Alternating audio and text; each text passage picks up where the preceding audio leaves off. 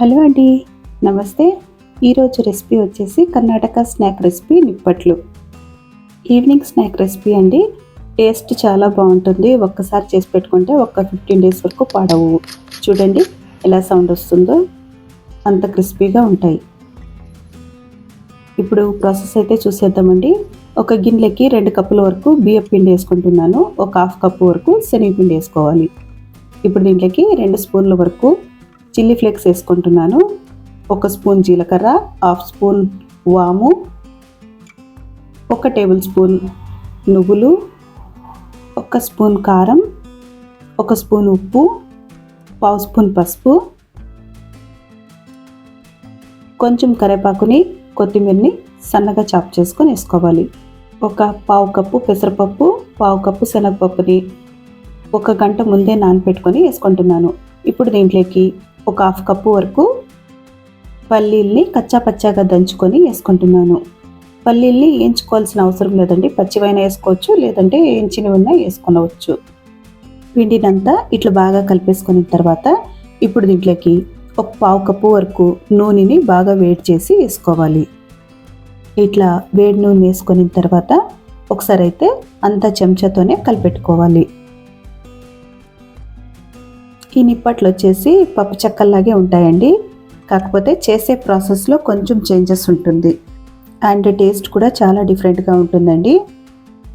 ఒకసారి అయితే తప్పకుండా ట్రై చేయండి. చాలా ఈజీ ప్రాసెస్ అండి, త్వరగా అయిపోతాయి కూడా. ఇట్లా అంతా పిండి అంతా నూనె బాగా కలిసిపోయేటట్టు కలుపుకున్న తర్వాత కొంచెం కొంచెం నీళ్ళు వేసుకొని చపాతీ పిండిలాగా సాఫ్ట్గా కలుపుకోవాలి.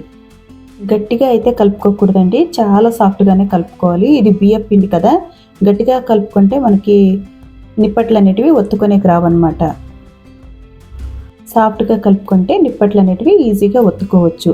ఇట్లా చూడండి, ఇంత మాత్రం సాఫ్ట్గా అయితే కలుపుకోవాలి. ఇప్పుడు దీన్ని పక్కన పెట్టేసి బటర్ పేపర్ని చిన్న చిన్నగా కట్ చేసుకునేసి ఈ బటర్ పేపర్ మీద ఒత్తుకుంటున్నాను. ఒకవేళ బటర్ పేపర్ లేకపోతే పాల ప్యాకెట్లు కానీ ఆయిల్ ప్యాకెట్ పైన కానీ ఒత్తుకోవచ్చు. చూడండి, ఇట్లా కొంచెం పెట్టేసిన తర్వాత పైన ఒక బటర్ పేపర్ని పెట్టేసి ఒక కింద ఫ్లాట్గా ఉండే ఏదైనా గిన్నె తీసుకునేసి దీన్ని కొంచెం ఇట్లా ప్రెస్ చేసేస్తే మనకి కావాల్సినంత సైజు వరకు ఒత్తుకోవచ్చు.